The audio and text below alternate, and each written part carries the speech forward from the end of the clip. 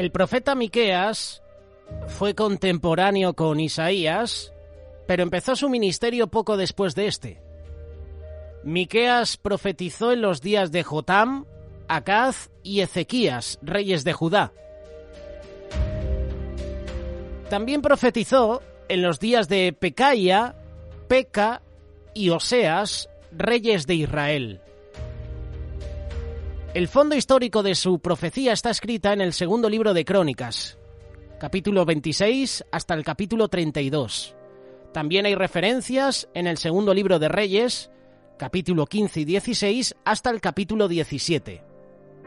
Miqueas era oriundo de Judá.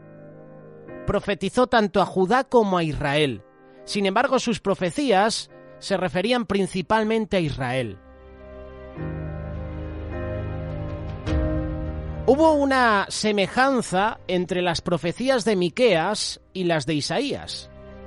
Puedes comparar Miqueas capítulo 4 con Isaías capítulo 2. Dios es el que habla a través de los profetas, lo hace por su espíritu. A veces daba el mensaje a más de un profeta. El primer mensaje de Miqueas estuvo inspirado por una visión del Señor hollando las alturas de la tierra, castigando los pueblos pecadores de Israel y también los de Judá. Él vio el castigo de Dios como un fuego devorador ante él y como las aguas que corren por un precipicio lo arrastraban todo. Esto sucedería en todo Israel debido a sus pecados. Los pecados de Israel se originaron en Samaria. Ese era el lugar, era la sede del gobierno por sus reyes, por sus sacerdotes, por sus falsos profetas. Este fue un cuadro de la caída de ambos, Israel y Judá. Israel caería primero, pero finalmente Judá también caería en cautiverio. Sus tierras serían devastadas, sus casas destruidas, sus ídolos, sus imágenes serían despedazadas. Y esto lo puedes leer en el capítulo 1 de Miqueas, versículos del 2 al 7.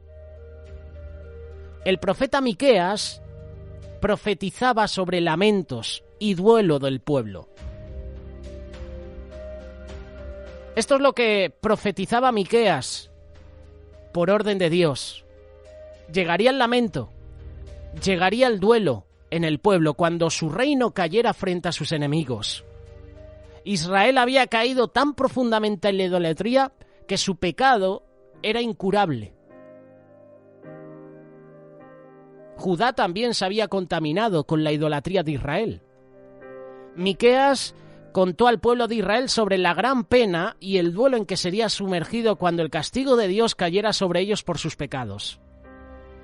Dijo que ellos se raparían la cabeza en señal de su gran pena.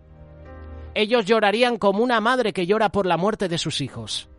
Y esto se cumplió en los días del profeta menor Oseas.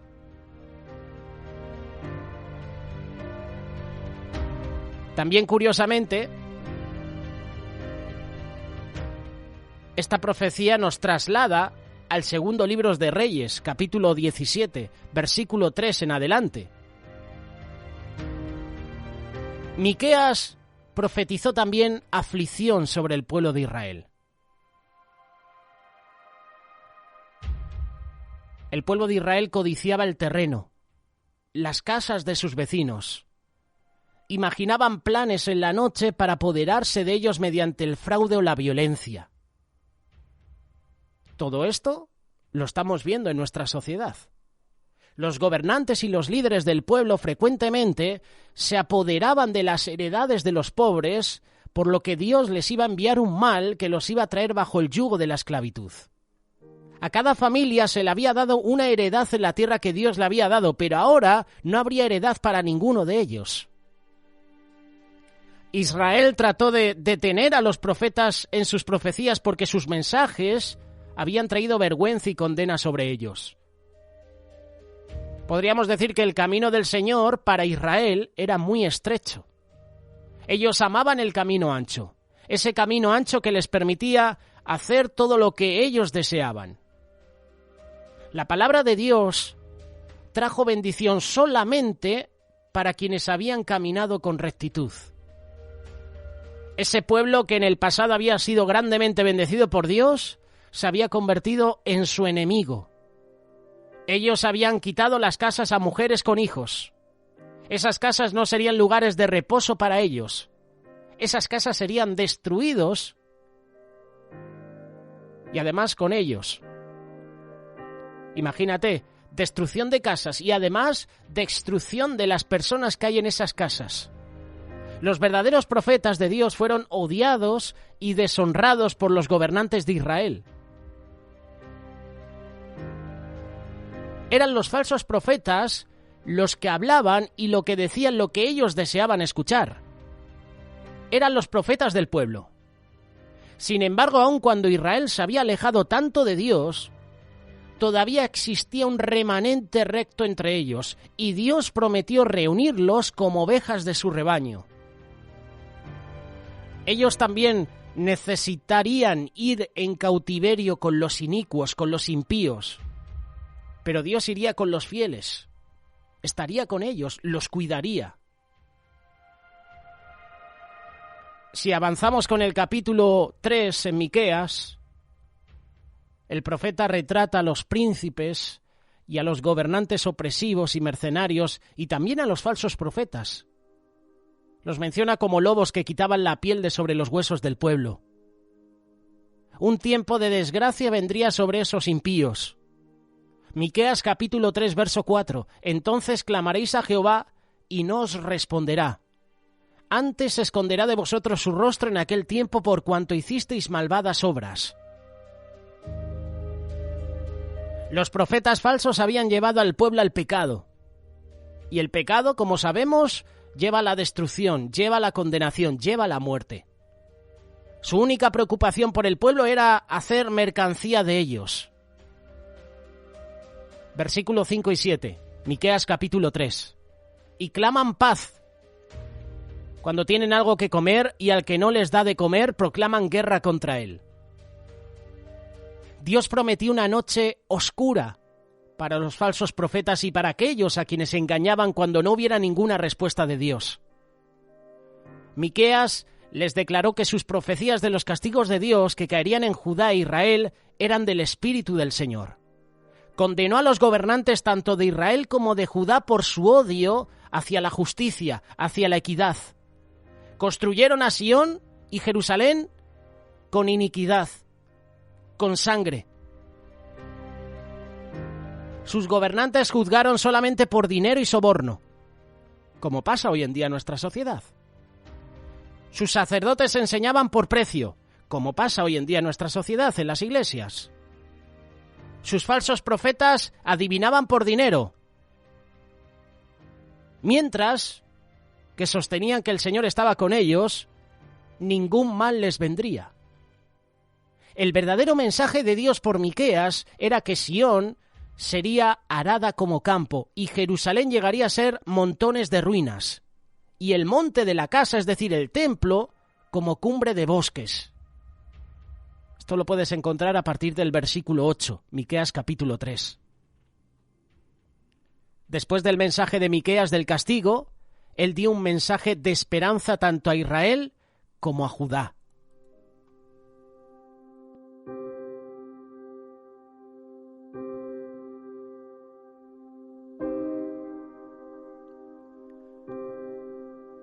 Leemos lo que dice el profeta Isaías en el capítulo 26, verso 9. Con mi alma te he deseado en la noche, y en tanto que me dure el espíritu dentro de mí, madrugaré a buscarte, porque luego que hay juicios tuyos en la tierra, los moradores del mundo aprenden justicia. Los pueblos de Israel y Judá aprendieron justicia y el temor del Señor en sus problemas en la tierra de cautiverio. De esto podemos aprender que hay esperanza para el pueblo de cada edad. Pero hay esperanza cuando escuchamos las instrucciones, las lecciones de Dios sobre la verdad, sobre la justicia. Aprendemos verdad y justicia a través de juicios, a través de castigos, a través de la reprensión, a través de la disciplina de Dios. El templo de Salomón sería destruido, pero el Señor construiría un templo indestructible, un templo perpetuo. El templo de Dios, que es su reino espiritual, no será jamás destruido. Cuando Jesús llegó con el evangelio de la salvación para todos los hombres, muchos israelitas lo aceptaron, pero Israel en su totalidad lo rechazó. Fue cortado como nación hasta que acepten a Cristo como su Señor y Salvador. A lo suyo vino, mas los suyos no le recibieron. Este mensaje de Miqueas prevela los días del reino milenario de Dios. Ese reino milenario en la tierra. Será un tiempo sin guerra. No habrá nada que temer. Satanás estará atado. La maldición del pecado tendrá que ser levantada de la tierra. De la palabra de Dios entendemos que los santos glorificados de Dios, es decir, la novia de Cristo, reinará con Él durante 1000 años. Ellos serán arrebatados cuando Cristo venga para levantar su iglesia. Regresarán con el Señor cuando venga a rescatar el pueblo de Israel y destruir a los ejércitos del anticristo. Eso será en la batalla de Armagedón. Lo menciona Zacarías capítulo 14, Apocalipsis capítulo 19, también en el capítulo 20. Israel, después de su milagroso rescate en Armagedón, aceptará a Jesús como su Señor y Salvador. Esto lo dice Ezequiel, capítulo 38, también el profeta Isaías, Apocalipsis capítulo 19, verso 17.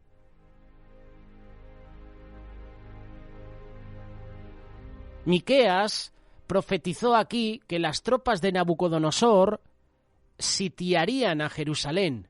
Y esto lo puedes leer a partir del capítulo 5. La tomarían, la demolerían y se llevarían a gran parte del pueblo a Babilonia. Versículo 1, Miqueas capítulo 5. Rodéate ahora de muros, hija de guerreros. Ellas son las que nos han sitiado. Con vara herirán en la mejilla al juez de Israel. La referencia puede ser al reinado de Sedequías, que fue el último rey de Judá. Pero esto es más profético y habla de la herida de Jesús antes de su muerte. Miqueas profetizó el lugar de nacimiento del Mesías. Judá iba a ser herida y llevada a Babilonia a partir de la profecía de Miqueas, pero había una gran victoria que les llegaría en un futuro distante. Miqueas es el único profeta que predice el lugar de nacimiento de Cristo. Esto lo puedes leer en el versículo 2. Belén Éfrata, de Judá, a 6 millas aproximadamente al sur de Jerusalén. Era pequeña en comparación a muchas de las ciudades de Judá, pero era importante porque fue ese lugar donde nació el Mesías. El cumplimiento de esta profecía la podemos leer en Mateo capítulo 2, verso 1 y 2, y en Lucas capítulo 2, versículo 1. Miqueas dijo que Dios pondría a su pueblo en manos de sus enemigos y que a través del sufrimiento aprendería la fe y el temor de Dios. Entonces serían curados de sus pecados, curados de la idolatría.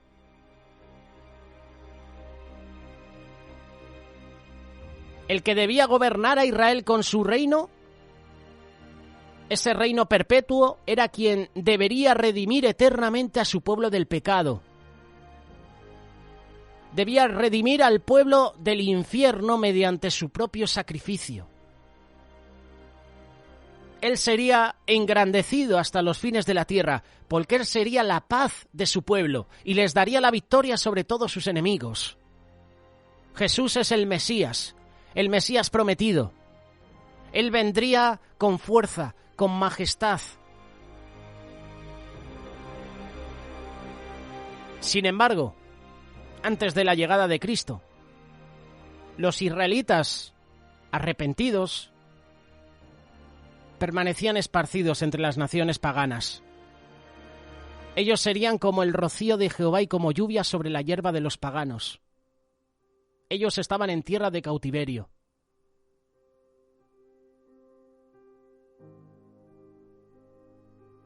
Muchos paganos se convirtieron a la fe en el Dios de Israel. Esdras lo destaca en el capítulo 1, versículo 1 en adelante. Cuando Cristo llegó había muchos prosélitos de la religión judía en todas las naciones. Y en Hechos capítulo 2, verso 6 hay referencias. Miqueas también profetizó sobre la transformación del pueblo de Israel y Judá cuando ellos en cautiverio regresarían al Señor. Ya no usarían el sistema pagano de caballos y guerreros en las batallas. Cuando el remanente regresara a su tierra natal, después de 70 años en cautiverio, ellos destruirían las ciudades que habían sido profanadas con ídolos, con altares. Ellos se alejarían de la brujería, se alejarían de los adivinos, de los ídolos. No idolatrarían las obras de sus propias manos. La venganza y los castigos de Dios sobre los paganos ocasionaron que muchos de ellos regresaran a la fe en el Dios de Israel. ¿Puedes leerlo? Versículo 10 en adelante, Miqueas capítulo 5.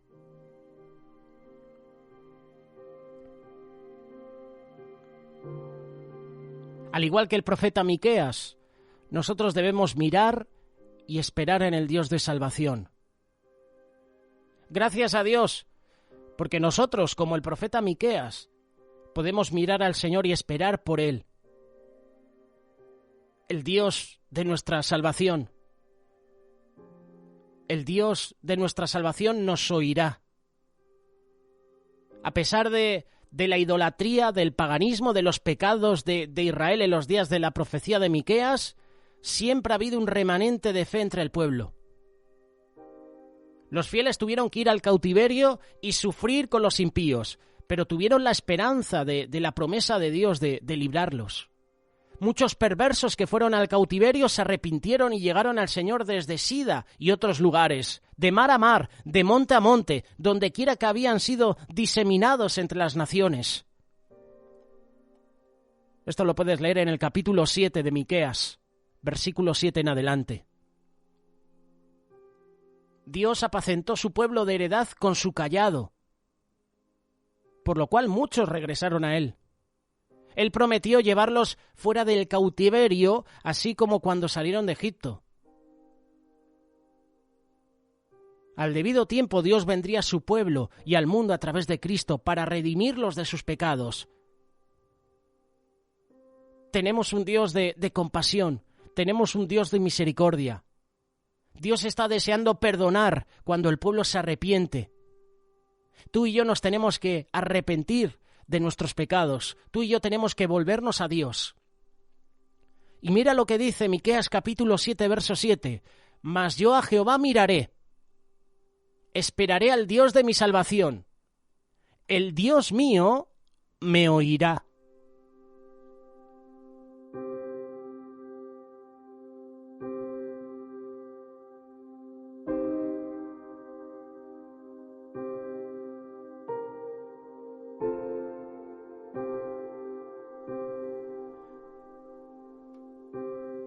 En los tiempos de aflicción no hay mejor para los hijos de Dios que esperar en el Señor. Esperar su ayuda, esperar su misericordia, sus milagros. Muchos de nosotros estamos esperando la ayuda de Dios, pero de una manera equivocada, con actitudes equivocadas o tomando decisiones equivocadas.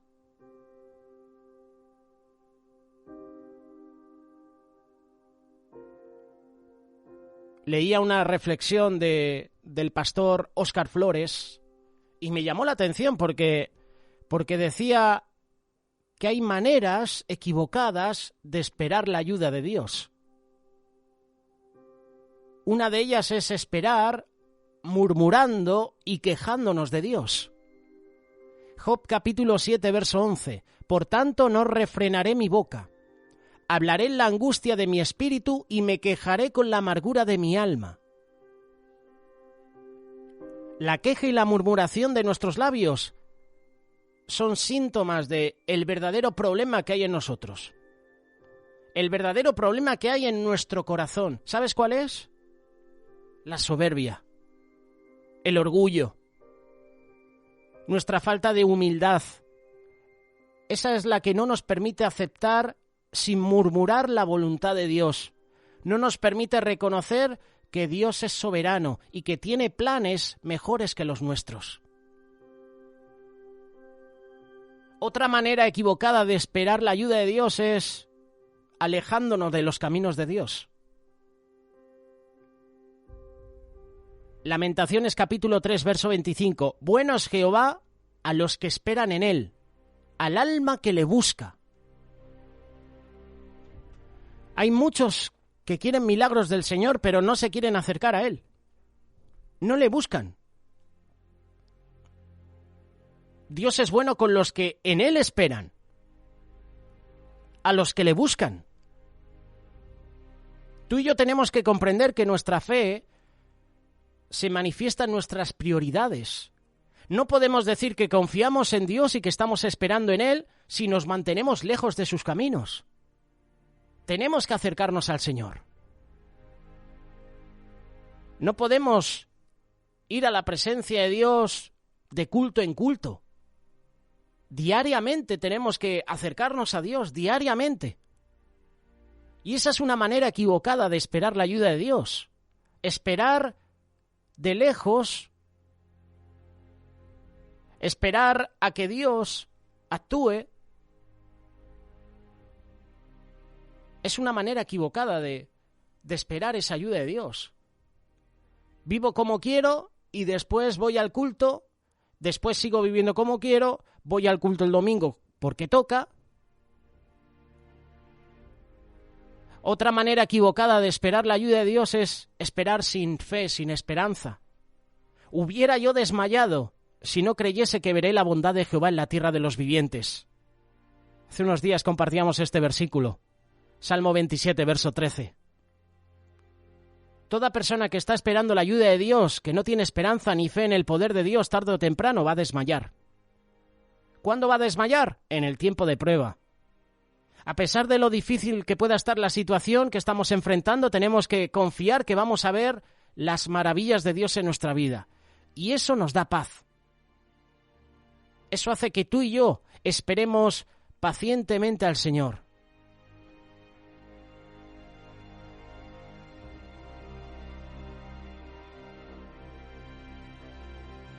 Otra manera equivocada de esperar la ayuda de Dios es teniendo pecados ocultos en nuestra vida.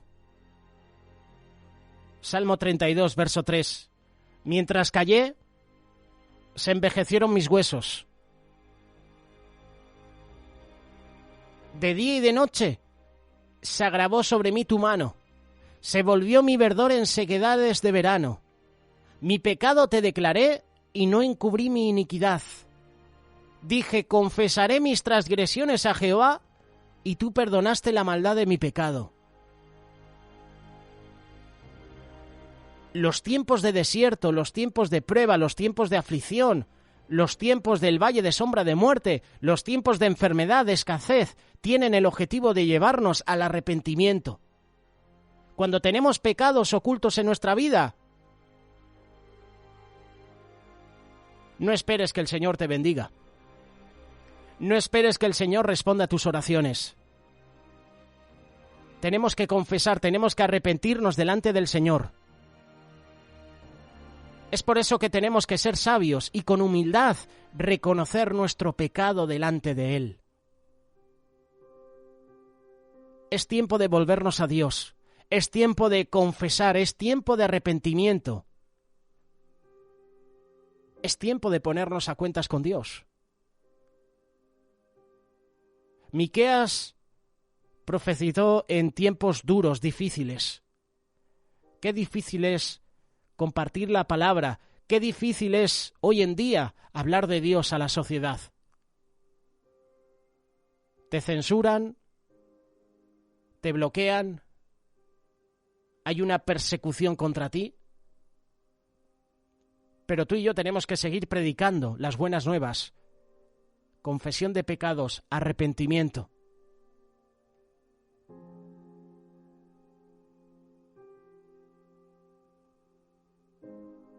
Miqueas es el personaje que hemos escogido en esta mañana y nos da un toque de atención. El Señor puso en su boca palabras para que profetizara al pueblo. Ha llegado el tiempo de humillarse ante Dios, ha llegado el tiempo de confesar los pecados. Y cuando tú y yo confesamos los pecados, el Señor escucha las oraciones y el Señor obra en nuestra vida. Es tiempo de arrepentimiento. Hoy es el día. No lo dejes para mañana.